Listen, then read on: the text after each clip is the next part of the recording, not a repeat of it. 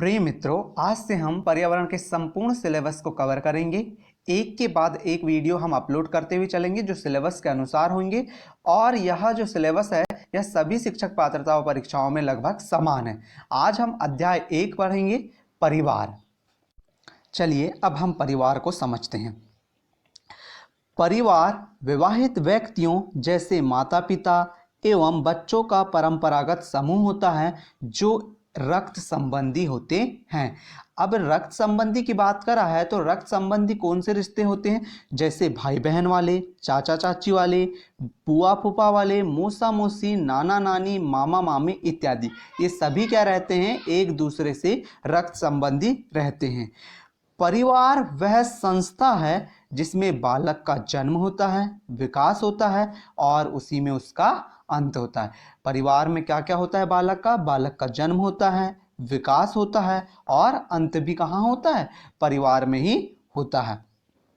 भारत में परिवार समाज की आधारभूत इकाई है। मतलब कि परिवार जो है भारत में बहुत अधिक महत्व रखता है। परिवार शब्द अंग्रेजी भाषा के फैमिली शब्द का हिंदी रूपांतरण है। फैमिली शब्द जो आया है वह लैटिन भाषा के फैमुलस से आया है, और फैमुलस का अर्थ क्या होता है? नौकर होता है। फैमुलस का अर्थ क्या होता है? नौकर होता है। अब फैमुलस का एक छोटा सा अर्थ आपने पढ़ा नौकर, लेकिन विस्तृत अर्थ क्या होता है फैमुलस का, वो देखते हैं।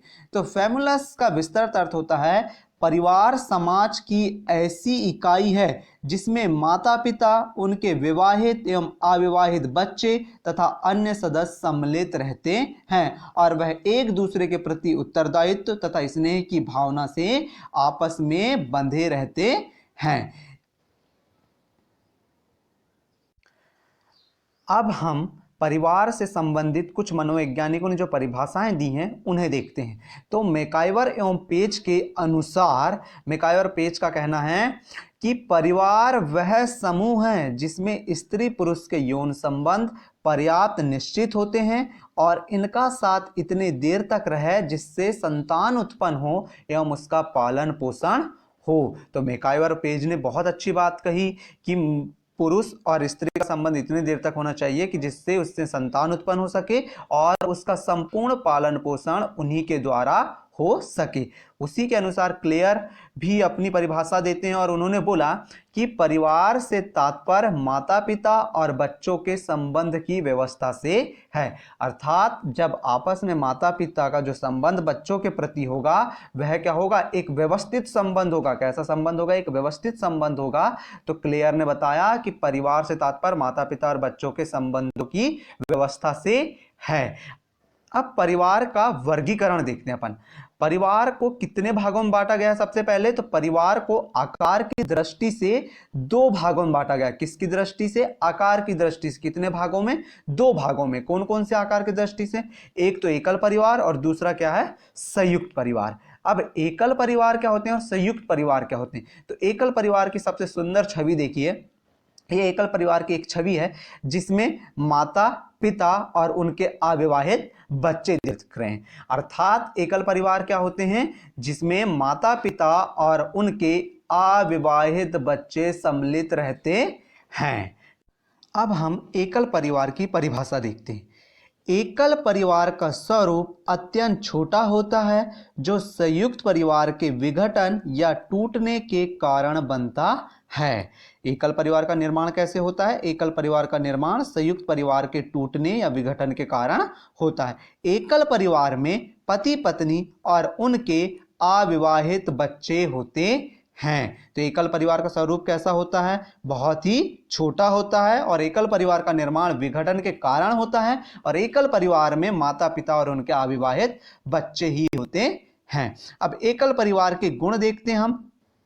तो एकल परिवार के गुण में है स्वतंत्र विकास का अवसर मिलता है। एकल परिवार में क्या रहता है? सभी को स्वतंत्र विकास के अवसर मिलते हैं। मतलब कि जो अपने मन से जो करना चाहे वह कर सकता है। द्वेष एवं कलह की भावना का कम होना। द्वेष और कलह यह दोनों एकल परिवार में नहीं पाए जाते हैं। क्यों? क्योंकि सदस्यों की संख्या कम होने के कारण वहां पर द्वेष और कलह या झगड़े होने की कोई संभावना होती ही नहीं है। पति पत्नी के बीच मधुर संबंध होते हैं। पारिवारिक कृतियों का अभाव होता है, अर्थात वहां पर कोई झगड़े होते ही नहीं। क्यों? क्योंकि वहां पर कोई एक दूसरे से मनमुटाव रखता ही नहीं है, सभी अपने काम में लीन होते हैं, इसलिए पारिवारिक कृतियों का बहुत ही कम होता है, बहुत कम अभाव होता है। अगला है गृह संचालन की उत्तम व्यवस्था होती है। बिल्कुल सही बात है, वहां का जो मुखिया रहेगा वो एक ही रहता है, क्योंकि कम सदस्य होने के कारण वहां पर गृह संचालन में सहायता मिलती है। अब हम एकल परिवार के दोष देखते हैं। तो पहला दोष है उचित निर्देशन एवं परामर्श का अभाव। कम सदस्य होने के कारण निर्देश और परामर्श का एकल परिवार में बहुत ही अभाव होता है। दूसरा है शिशुओं की देखभाल की समस्या। जब सदस्यों की संख्या कम है तो शिशुओं की देखभाल की समस्या तो उत्पन्न होगी, अर्थात एकल परिवार का मुख्य दोष क्या मान सकते हैं अपन कि शिशुओं की देखभाल की समस्या में अधिक समस्या आती है। अगला है पारिवारिक जीवन में सुख की कमी। जब सभी व्यक्ति अपने कार्यों में लीन रहेंगे तो पारिवारिक जो संबंध है वह कम ही हो पाएंगे। इससे क्या होगा कि एक दूसरे को वह समय नहीं दे पाएंगे, जिससे पारिवारिक जीवन में सुख की कमी बनी रहेगी। पति पत्नी के बीच संबंध में कटुता बढ़ती जाएगी। और लास्ट है संकट के समय दयनीय स्थिति उत्पन्न हो जाएगी। क्यों? क्योंकि सदस्यों की संख्या कम होने के कारण वहां पर कोई दूसरा सदस्य नहीं रहेगा जो उसकी मदद करने के लिए तैयार रहे। अब हम परिवार का दूसरा प्रकार देखेंगे, संयुक्त परिवार। संयुक्त परिवार जिसमें माता पिता, चाचा चाची, दादा दादी, पुत्र पुत्री, भाई बहन सभी सम्मिलित रहते हैं, ऐसा परिवार हमारा क्या कहलाता है? संयुक्त परिवार कहलाता है। जैसे आपके सामने एक पिक दिख रही होगी जिसमें अनेक सदस्य दिख रहे हैं, और ये अनेक सदस्य क्या हैं? एक संयुक्त परिवार को प्रदर्शित कर रहे हैं। संयुक्त परिवार को हम परिभाषित करते हैं तो संयुक्त परिवार का आकार विस्तृत होता है। विस्तृत मतलब कि बहुत बड़ा होता है। भारतीय सामाजिक जीवन का मुख्य आधार ही क्या है? संयुक्त परिवार ही तो है। मतलब कि भारतीय सामाजिक जीवन का मुख्य आधार अपन किसे मानते हैं? संयुक्त परिवार को मानते हैं। संयुक्त परिवार में अधिक सदस्य होते हैं। संयुक्त परिवार में सदस्य एक दूसरे से संपत्ति, आय तथा पारस्परिक अधिकारों एवं कर्तव्य से जुड़े रहते हैं। संयुक्त परिवार में माता पिता, पुत्र पुत्री, भाई बहन, चाचा चाची, दादा दादी आदि एक साथ एक ही घर में रह के जीवन यापन करते हैं। वही तो क्या कहलाता हमारा? संयुक्त परिवार कहलाता है। अब हम संयुक्त परिवार के गुण देखते हैं कि संयुक्त परिवार में रहने से क्या क्या फायदे हमें, क्या क्या उसके गुण हैं।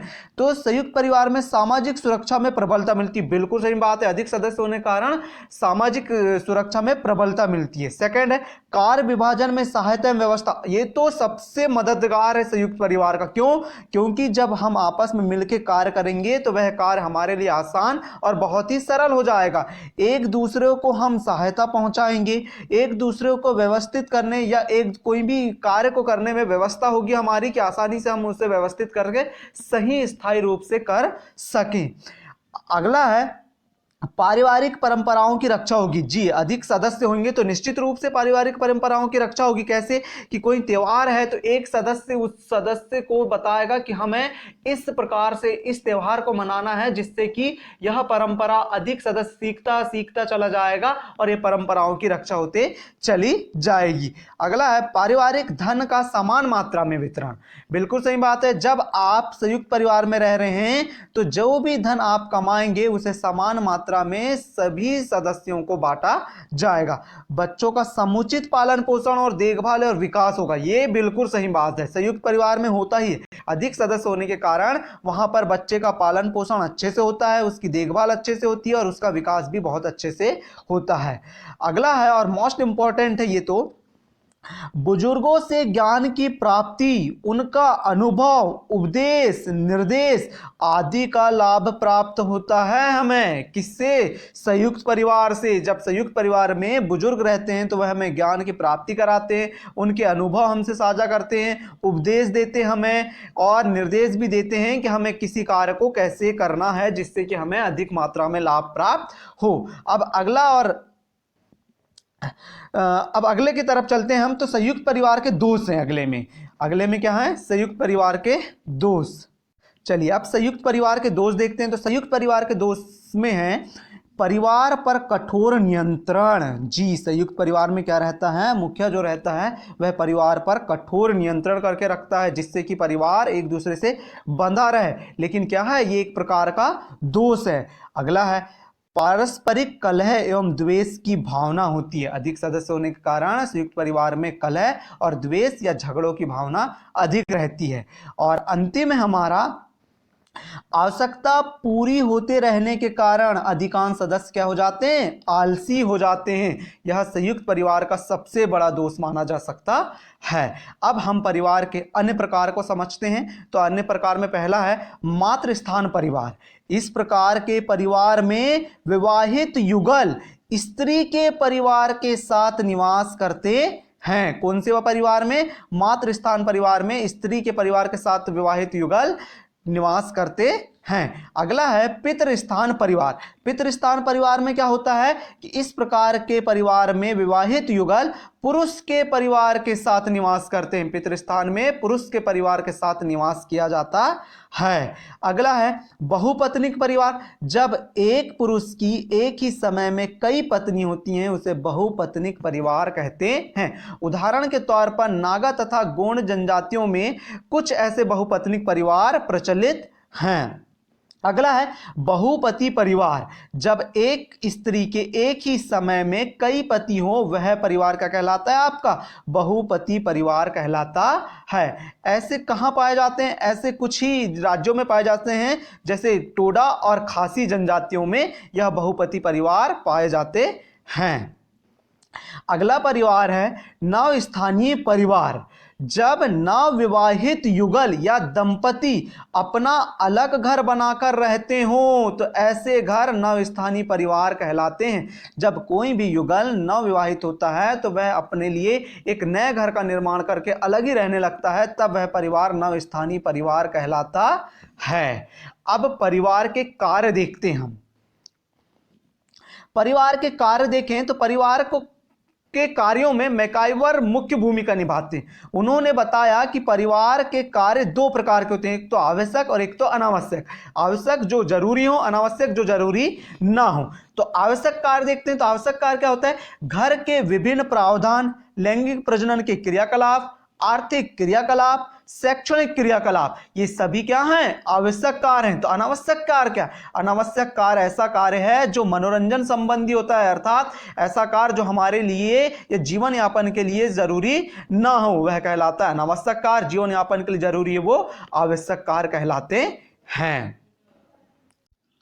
इसी प्रकार ऑगबर्न और निमकॉप ने परिवार के कार्यों को 6 वर्गों में विभाजित किया है। तो कौन कौन से 6 वर्ग, तो पहले नंबर पे आपका आर्थिक कार्य, जो घर की आर्थिक स्थिति से संबंधित हो वह कार्य कौन सा है, आर्थिक कार्य है। दूसरा प्रकृत्यात्मक कार्य, जो प्रकृति से संबंधित हो अर्थात नेचर से संबंधित हो वो कौन सा कार्य है, प्रकृत्यात्मक कार्य है। थर्ड नंबर पे आपका रक्षात्मक कार्य, जो रक्षा से संबंधित हो, परिवार की रक्षा से जो भी संबंधित कार्य कहलाते हैं वह क्या है, अपने रक्षात्मक कार्य है। चौथे नंबर पे आपका आनंदपद कार्य, जो आनंद दे परिवार को, ऐसे कार्य कौन से हैं, आनंदपद कार्य हैं।